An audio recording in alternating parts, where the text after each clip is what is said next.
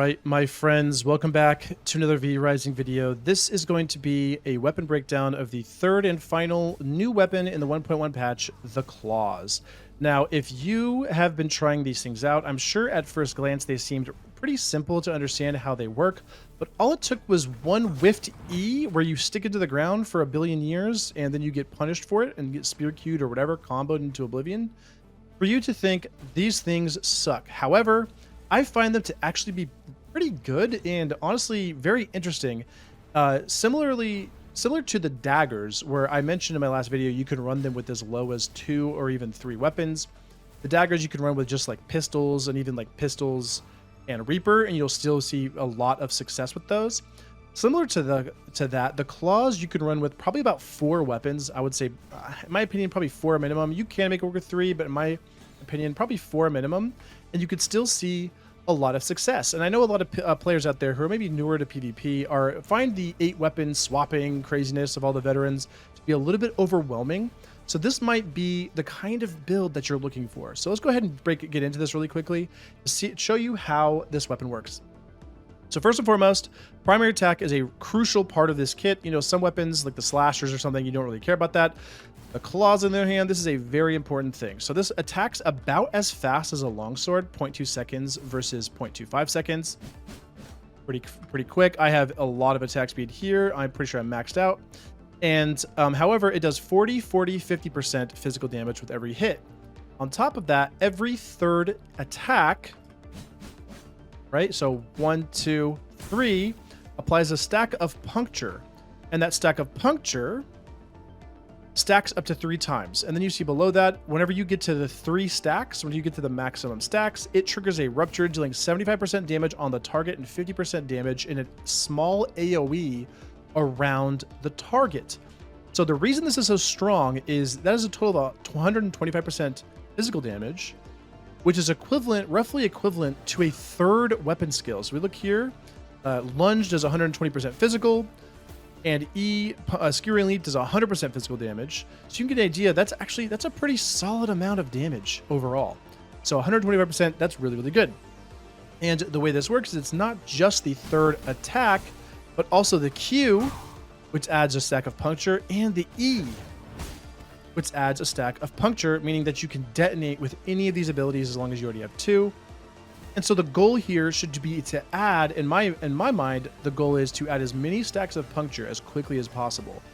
We have to have something that can let us stick to the target. So that's where the Q comes in and the E comes in. So both of these things work as little, kind of like have some mobility involved. Q doesn't really do all that much other than just damage and applying a stack of puncture, but it moves about this far onto the target. The interesting thing about Q is that you actually have a lot of, other than just leaping at them, you actually have a lot of freedom with how you travel throughout the leap. So if you move your cursor around, you can actually change the trajectory as you're dashing towards them, like that. Why that's so interesting is because someone's using something like Frost Barrier or Chaos Barrier, you can actually flip around to the back and hit them if you're close enough and you perfect enough like that. So that can be super, super useful. Next thing we have is E, Skewering Leap. This does 100% physical damage and adds a stack of puncture, obviously, and it incapacitates for 1 second. Like that. You can see it incapacitate 1 second, not too long, but it does work as a pretty solid interrupt, and that's what we're looking for. It's a nice thing in that regard. Then on top of that, you bounce off the enemy towards the direction of your cursor. So wherever your cursor is, you'll bounce in that direction. Which is kind of interesting because you can do a lot of mix-ups. It can make it really difficult for them to predict where you're going to land. And last but not least, the E also functions as an iframe, meaning if somebody is coming to attack you, you can jump up like that to dodge whatever they're doing, aftershock, a projectile, whatever it may be, and jump over that attack and still hit it if you line it up. You can also see the AoE is pretty large here. It's a pretty big AoE. However, it does not function as an AoE, meaning it does not go through counters. There is one thing, I don't think I have a clip of doing this, but there is one important thing to note with this, is that if they're using a barrier and you hit them on the very back end, it's kind of hard to line up. The very last little spot right about there, it will actually hit through the barrier. So it's kind of tricky to do. It's really hard to like space it perfectly, but if you do it, it does hit through the barrier. Okay, and sorry, I said last thing. This is the last thing. And as you've probably already experienced, if you use these things, if you miss the E, you stick it to the ground for a little bit of time, and then you can start moving. And it is very brutal. You can't veil to cancel this. That's as early as you can do something out of it. So that right there, obviously, if you miss, it's very high risk and semi-medium to high reward, depending on what the situation is. So very, very scary. And if you're spamming E, like I have a problem doing, you're going to get punished all the time. All right, so now let's talk about stats, things that I like to see on the claws. So there's a couple options, a couple ways to build this, in my opinion. Personally, I find, let's go over bloods first. I actually find that so far, all physical bloods actually feel really, really good on claws. So whether that's brute, warrior, or rogue in some kind of combination, you can probably make it work if you pick a combination of different stats specifically or spells as well. And so overall right now I'm running brute warrior. This is one of the more fun ways that I've been enjoying playing them, focusing heavily on attack speed, physical power. I do have some tankiness here from brute blood giving HP and like the parry chance. I don't have all that much in damage reduction. I have bastion. I'm actually not running dark enchantment currently, although you definitely can and probably should here. Maybe over a little more weapon skill power. But regardless, you can also, in terms of armor and stat-wise there, I'm currently running Shadow Set. This is probably a little bit wasted, but one reason I'm doing that is for the Veil cooldown rate, which I'm also getting through the Elixir the Prowler here. So I have decent enough Veil cooldown rate here at 19%. So you do want a little bit of that. However, if you want to go heavily into that, you can also swap over to Warrior as your secondary is Rogue 3, whether that's Warrior Rogue 3 or Brute Rogue 3. You can also do, when I say 3, I'm sorry, what I mean is the third tier ability from Rogue, which you can see at the very bottom there, the top one there, is increased Veil cooldown rate and you 100% physical crit chance on your next, after using a Veil, which applies to even applies to weapon skills. So if I go like this, my next Q is a guaranteed crit. So overall, that is this is a really good way to play it as well. If you go rogue or warrior rogue or rogue warrior or rogue brute, etc. But overall, I feel like for me, I have been really enjoying brute warrior specifically just because of the cooldown gain from warrior blood and more damage and getting strong veil attacks as well. Just overall, I like having the cooldown, increased cooldowns and charge rate here.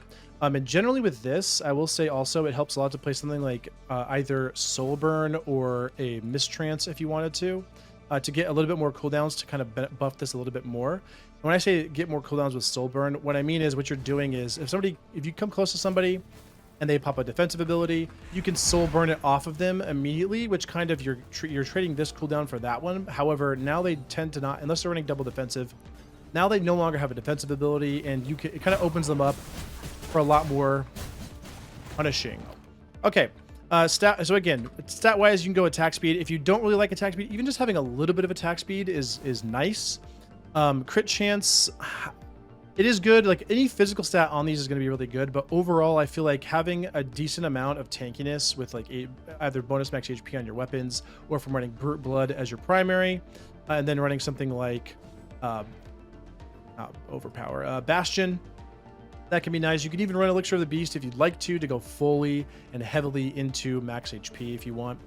You can also run Grim Set. You could probably make it work with Dread Set as well if you wanted to, just because the amount of damage these things can deal is really nice. But regardless, right now I'm capped out on physical power through my weapon and through Brute Warrior. So physical power already is doing a lot of damage. And while my crit isn't really there, I have a lot of more consistent damage this way. You can see the damage is still pretty solid, right? Right, still getting some pretty solid damage. Spell suggestions. We kind of already went over it a little bit. So for me, let's go over Veils first. There's a few options here. Veil of Blood, really, really strong, gives you more healing and more staying power with the Fading Snare, as well as if you're running with Blood Right, which is my personal preferred defensive for these. It makes it really easy to get makes it possible to get a damage bonus here. You see that at the very, Actually, she's not on these right now, but you can get a bonus increase maximum physical power if you have the jewel for that.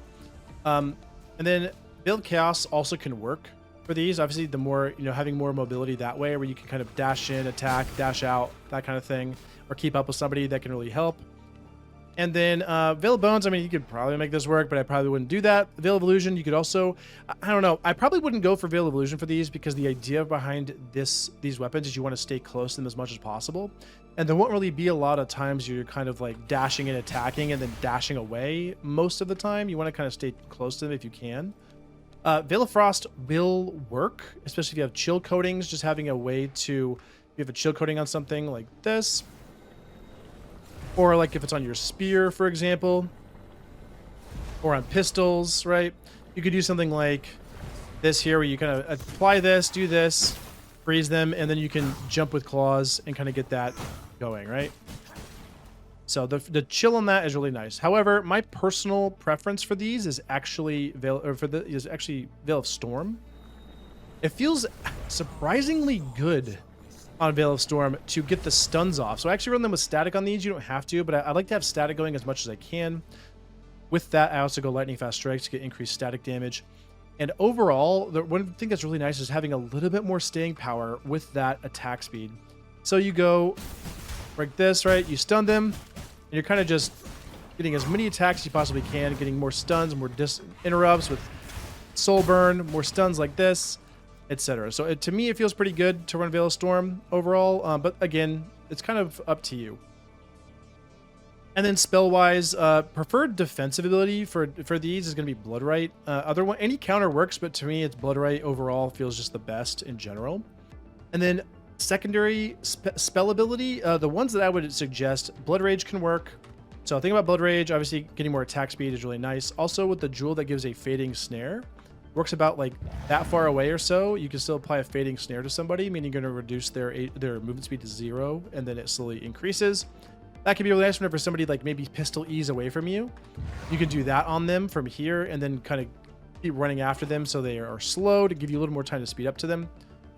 Power Surge also really strong just because the amount of damage these things could put out, especially even if you do something like Veil of Chaos if you wanted to. You can go like this, right? You hit somebody and you dash, get the agonizing flames from this, and you can stay really, really mobile on top. So if you use it all together, it would look, a lot of, essentially the combo would look something like this, right?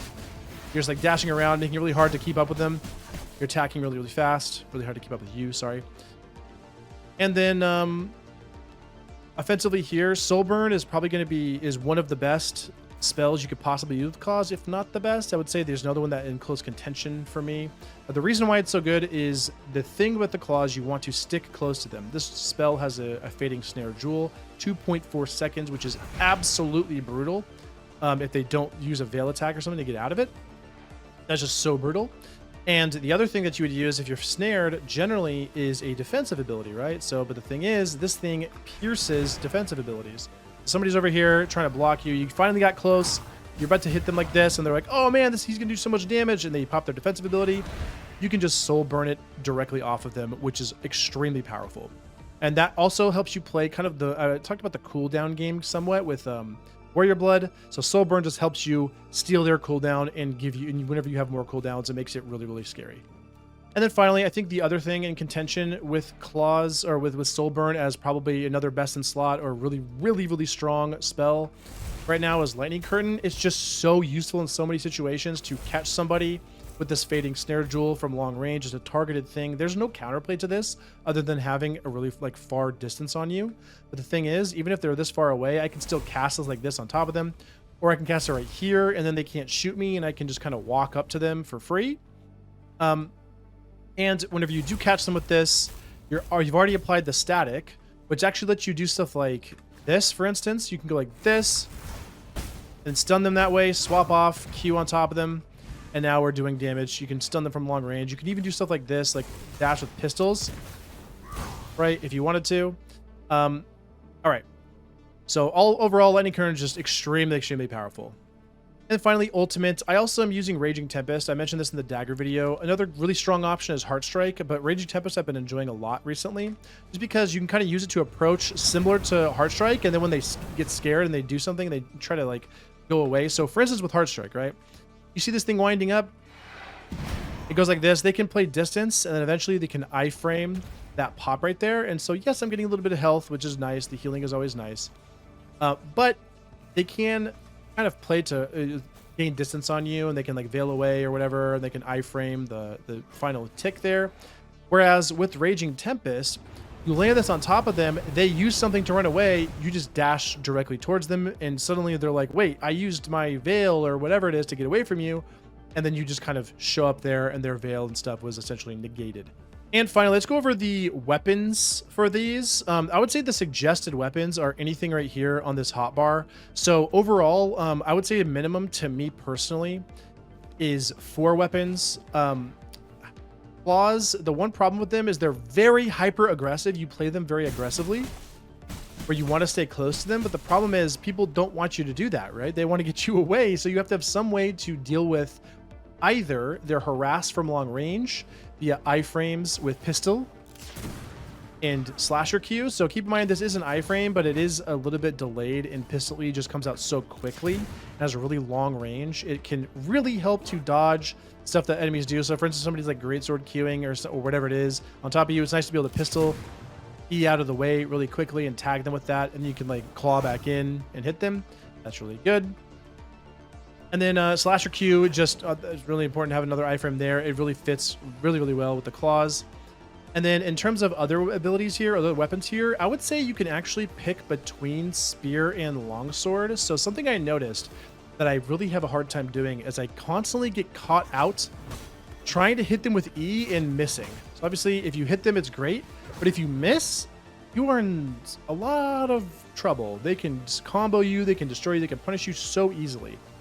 So, whereas the advantage for these, it is nice if you land it because you can obviously close the gap here on top of somebody, especially if you're like maximum range. You can close the gap and you're just sitting right here. That's really useful, but if you miss, it's really, really brutal. So one thing I realized is that 1000 Storms E, I would probably not suggest you use regular spear. You can, but it's not as good. 1000 Storms E helps you close that gap and is a lot less dangerous if you miss. Because if I miss, it's like, oh man, I lost my cooldown. But other than that, I'm at a good spot. Whereas you can't get punished to oblivion by missing like you can if you miss the E. And then sword, I would say, is the other alternative to this. The E has insanely long range, but it's just way slower than this E on this, which comes out really fast or fairly fast, travels pretty quick. Whereas this one here, what's good about this is it's really far, and you can stick on top of them, and the Q, the one thing that claws and the rest of these items are missing, these weapons are missing. The one thing they're missing is anti-defensives if you're not running soul burn. So if you're not running soul burn, I would recommend using sword so that whenever you get on top of somebody and you're attacking like crazy with this and they panic and use their counter, you can quickly swap the sword and punish them that way. So, and then other than that, at the very end, if you can manage, so let's just say let's just say this right here is what your hotbar would look like, these 4 weapons.